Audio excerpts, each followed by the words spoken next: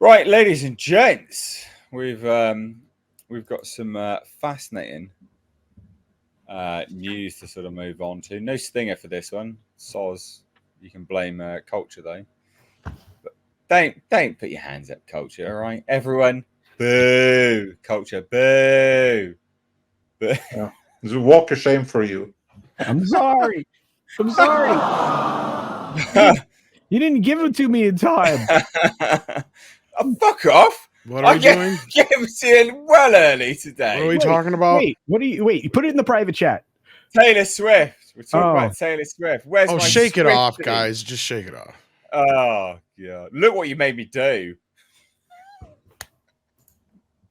I'm hurt. Anyway, We are look, this never, is ever, fascinating ever stuff. getting back together. Right, look, Taylor Swift, the Eras Tour, will likely beat every 2023 superhero movie with a huge $150+ million opening. That is just America as well. Never That is underestimate the power of 12-year-old girls. That's all I'm Well, going to say. so I thought this was funny to sort of delve into because Taylor Swift has taken home all the money for this. No studio involvement, nothing. Takes home basically the majority of the cash flow. No studio at the end. Studios are pissed about this as well. But it's fascinating stuff. It really is. And this is just North America. Like it's just in the States. Now, this won't have like huge legs to smash out, superhero movies in terms of, Spider-Man No Way Home and stuff like that, even though it's done better on opening weekend in terms of pre-sales, right? It has. But it's fascinating stuff. Like it's crazy. What do we think about this? I'm sure you all know. I don't want to sort of go into it, but what do you guys think? I think this was inevitable, and I think it clearly illustrates exactly how empty the theaters can be when you don't have good quality material to compete. I think this will be a clarifying moment for a lot of these movie studios because again, you have a concert film that is going to knock all of these things off their little pillars easily. Yeah. I think I mean, look at these numbers. Ant-Man and the Wasp: Quantumania, $104 million. Shazam! Fury of the Gods, $30.5 million. Guardians of the Galaxy, 118. Across the Spider-Verse, 120. The Flash, 55. Blue Beetle, 25. And this is going to come in and smash out $150 million. It's looking like. That's madness. In fact, that'll be on par with Barbie, $155 million, and Super Mario Brothers. Yeah, but see, I think it's going to be even bigger than that. Do you really? I don't know if I believe that. But... Well, so how this Taylor Swift in this most recent batch of tours that she's done reportedly has made ungodly sums of money for somebody. Yeah. And when you're looking for herself, she owns all. She owns it all now. She works for herself, doesn't she? She got better contract details. Or something she's like the J.K. Rowling or Oprah Winfrey of her particular area, and so I compared it to like the Jacksons back in the day. Yeah, indeed, yeah. And good comparison. That actually, really good comparison. And so, in looking at it, I mean, I remember how huge U2's concert film was. Rattle and hum. And I remember that this is something that people who couldn't get tickets to see Tay-Tay, right? Or these crazy Swifties out there. You didn't get a chance to see her. Sorry, I did do one. You couldn't get a chance to see Tay-Tay's TTs. All I'm saying is you didn't get to see Tay-Tay's. You didn't see Tay-Tay. And so no wonder we get demonetized, guys. Yeah, that's actually a nickname for her. Well, and then her fans are the Swifties, right? So anyway, okay. I have a feeling everybody who couldn't get a ticket, and even the ones that did, are gonna go give her more money. Yeah. They might watch it on repeat, right? These are just the pre-sales tickets. Yeah. So yeah, you're right. Actually, to be fair, and people just rock up on the day as well. That's crazy. Absolute madness. How many screens is it getting?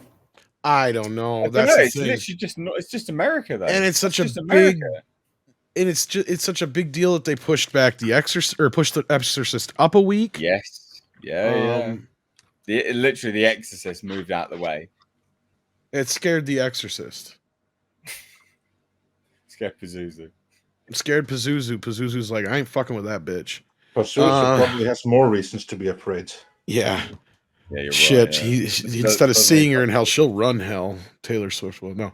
As I said, don't underestimate the power of 12-year-olds. Like I said, the last time I remember any chaos like this around a concert and all this other business is when they had all the fiasco when the Jacksons went on world tour right after Thriller came out, and nobody could get their hands on tickets, and they had all these problems, and it was a big deal. I remember that was going on with the Ticketmaster thing. And I don't remember them doing a concert film, but if they had done one at the same time, I could see that happening here too with this, the theaters being, inundated with this shit. And it's the same kind of people that were going to coming out for Barbie too. So you got to keep that in mind. So this is a similar crowd here. Yeah, you're right. Taylor Swift has an endless number of 12-year-olds every year that she ropes into her little thing. And I don't get it. That's the thing. It's not like, she's like Madonna. I understood back in the day. Madonna was doing things that were, provocative and whatever. Same thing with Michael Jackson and his, he was the whole package with being able to dance and sing and all that business. I look at Taylor Swift and I'm like, she's not overly sexy. At best, she's like the girl next door, if that. As far as her singing and her songwriting ability and all that, yeah, she can write a hook, but she ain't got shit on nobody like Prince or anybody else like that. So I'm like, what is the deal with her? Like, even Shania Twain has better songs. Like, I'm trying to figure this thing out. It's got to be something in the water. Tom, I can answer it for you. That impressed I can me answer much. for you easily. You know what that is? All of those people that you mentioned, they're old people from long ago. Oh, yes, I get it, Andre. The biggest part is, A, she's safe, so parents are okay with her. Like, she's a lot like what Miley Cyrus was back when I mean that she's the only one that is right now. There's no one else like her. No, I get it. I totally get that part of it. But outside of that, the phenomenon beyond, because it has to be bigger than just that, right? It can't be just that. Michael Jackson, the Jackson 5 weren't a huge phenomenon just because, 12, 13, 14-year-old girls and boys were into the no, it's because it was everybody listened to them, right? Yeah, you are right. But Garth Brooks is another artist I could relate to the same way. Like, everybody, like, that was the thing they realized the first time they tracked records for the first time digitally was, oh shit, all these records that they were lying about and shit. And then they find out Garth Brooks has got the biggest selling album right now because of that. It's like, what the hell is going on? So I'd like to posit a theory for you then, Tom, as to why she's as popular as she is, right? Because it's not just 12-year-olds, right? Like, she sings and resonates with 30-year-olds, things like that. She resonates with the modern female approach to dating, which is a real problem. Exactly, which is why she's as popular as she is, because she sings solely about her failed relationships, which she just has flings with men left, right, and center. So that's why she's popular, because she's tapped into the market of disillusioned women. That's what it is. Well, I mean, this particular film is 2 hours and 45 minutes long. And also, just real quick, she is all right. I'd wet my whistle on it. Keep going, culture. Stunned silence. Okay, so 2 hours and 45 minutes this film runs, and AMC is committed to showing it at least 4 times per day. What is that? You ever heard of this thing? Oh, this is yeah. hilarious. Okay, so this is an obsessed fan who sued Taylor Swift, and he wrote a book about it, and it's titled, I shit you not, it's deadly serious, this guy is, Why I Sued Taylor Swift, and How I Became Falsely Known as a Frivolous, Litigious, and Crazy. What the fuck? It's a real book. It is not. This guy supposedly thought that Taylor Swift would go out on a date with him, and he wrote a song for her, and I'm not trying to make fun of the guy, but I am. Wow. Because he is completely unaware. What on earth is a comic? Yes, it even opens with a comic of how his heart was shattered. About this? Somebody brought it to my attention, And then I went and read the reviews, and this idiot went in the reviews and goes, I can't delete reviews because Amazon won't let me. Because he's just been, taken to task. And it's just, I'm like, okay, so people are obsessed with this individual. Why? I don't get it, but okay. So to Andre's point, they are. You don't have to get it. That's just how it is, whether we get it or not. I still reckon I know why. She just sings the disillusioned women. I think you're right. Disaffected women. I think you're also there's no one else to capture the market of disillusioned young women and stuff. There's no one else right now. So she just has to have the right thing at the right time. Like all of those names that you mentioned, Tom, they're in the past. Yeah. Oh, real quick, though, just to finish up, 4 showings a day minimum in AMC theaters. It's going to go up in IMAX theaters. The guy that runs IMAX North America has been talking about it for a while. So you're going to see a minimum of 4 times a day in multiple theaters in AMC and maybe other locations as well. AMC is collecting a distributor fee here of 5 to 6% on top of what they're going to take at the box office. Oh, they're loving it. They're feeling good. So this thing's going to be bonkers. It's going to do better than I think any of us expect. Well, and you made a great point, Nate, that I didn't even realize, and that was that she's self-distributing this. And if AMC's got to deal with her, then this is exactly the kind of thing the theaters need right now to go, all right, guess what, motherfuckers? We don't need you. We can do shit like this all day long. That's is showing Hollywood, guess what? Get your shit in the bag.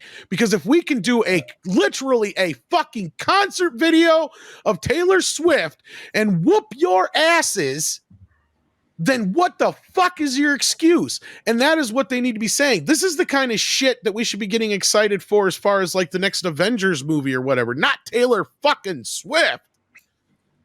No, you are completely right. I mean, so it always amazes me. In the UK, we've had a massive hit with theatres. So the local empire shut down where I am, went into bankruptcy administration.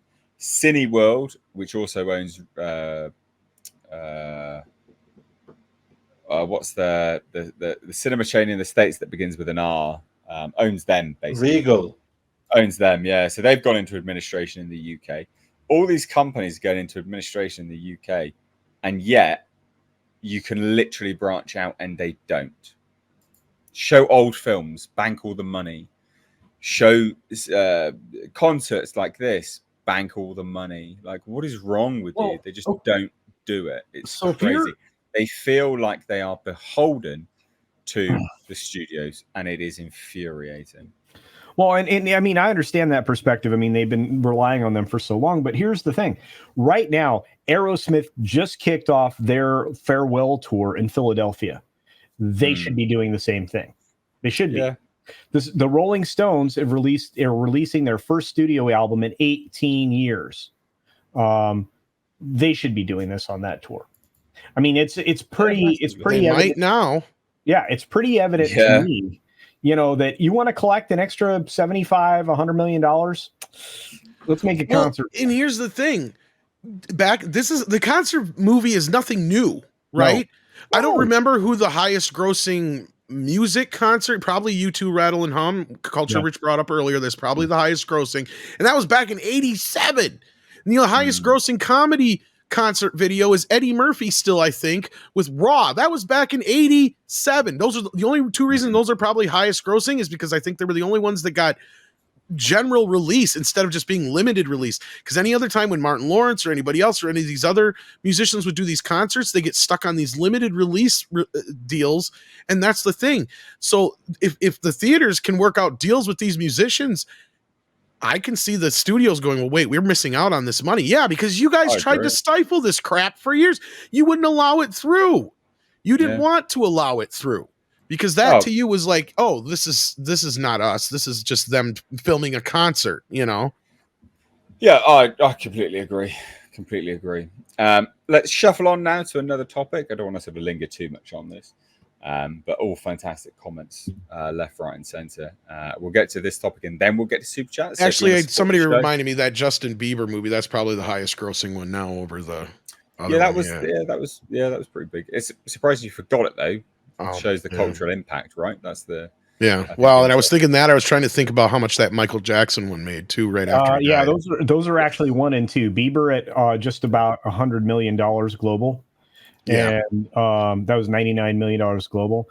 But here's the thing: if you're looking at global gross, it's still Michael Jackson at $261 million. See, there you go. Jesus. I forgot. I guess you count that as a concert film, even though you technically don't see a concert throughout the whole film. It's him Yeah. before the concert and then dying. But yeah. Crazy.